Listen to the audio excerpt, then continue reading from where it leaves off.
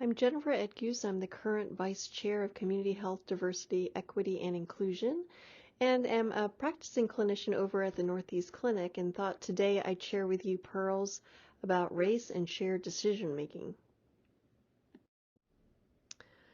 So let me introduce to you my patient Vincent, who's a 68-year-old man who self-identifies as African American.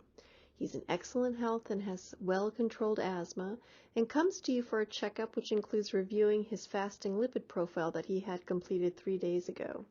He's a tenured professor in the UW Math department and walks 2 miles daily with his partner and generally eats a healthy diet. So you pull up Health Decision and input the data requested, which includes things such as sex, age, and race. Of course, his lipids will be pulled in, his blood pressure, and in this case, he does not take blood pressure medications, nor does he have diabetes or smokes. And the tool reveals that Vincent has a 13.4% chance of having a heart attack, stroke, or cardiac death in the next 10 years, and is recommending that he consider a moderate to high intensity statin medication. And so the tool reveals that if you offer him atorvastatin 20 milligrams daily, there is a likelihood that out of 100 people with the same risk profile, that this statin will save 5 lives. However, notably, 5 of these 100 people could end up having myalgias, and 5 more people may have additional side effects. So Vincent is still wondering exactly if there is significant enough benefit for him to take this medication. So my question to you is, how do you feel about inputting race? So Dorothy Roberts, a scholar at the University of Pennsylvania, reminds us the problem with race-based medicine. She summarizes that race is not a biological category that naturally produces health disparities because of genetic differences. Race is a political category that has staggering biological consequences because of the impact of social inequality on people's health. Race, again, is not a biologic construct, it's a social construct. Here's an excellent article in the New England Journal of Medicine from 2020, which is a great summary of the problems of using race correction in current clinical algorithms, many such as Health Decision, which we use today. So what would happen if Vincent self-identified as white? Here I input all the same data as last time, except I changed his race from black to white.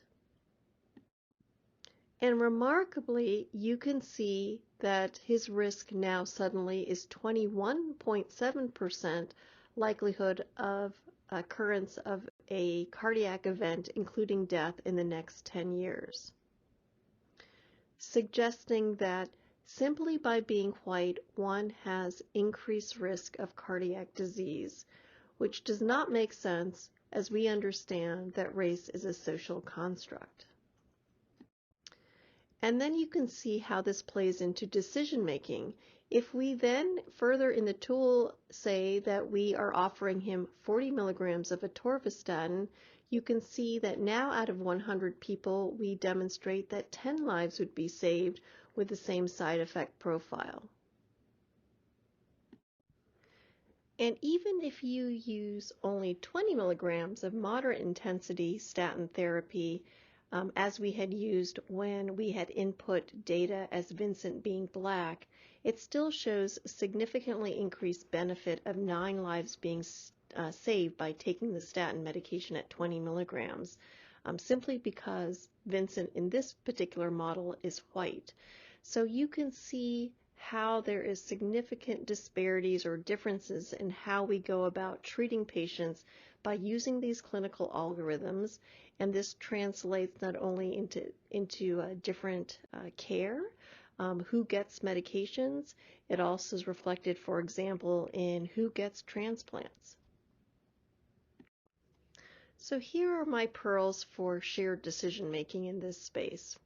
As you are opening a race-based clinical algorithm, First, explain to your patient that you understand that race is not a biologic construct but a social construct, and that medicine is actively trying to grapple with its problematic history of using race-based guidelines, but these are the limited tools we have today. Second, I would suggest that you actually do the very exercise that I just showed you. That for our Black patients, we first show them what it means when we put in that data point of being Black, but then I do show them what it looks like were we to change that category to white.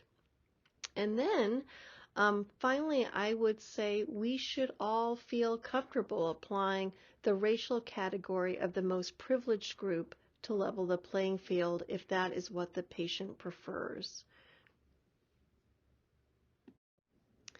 And finally, I just wanted to share that it is in doing this exercise with my own patients that I have had some of the most poignant and meaningful conversations with my Black patients. And if you are so inclined, I encourage you to share your experience with the rest of us with the Race Card Project, which is a collaboration between our department and Michelle Norris of National Public Radio, where you have an opportunity to share your experience of shared decision making around the discussion of race. So thanks so much for letting me share with you my pearls.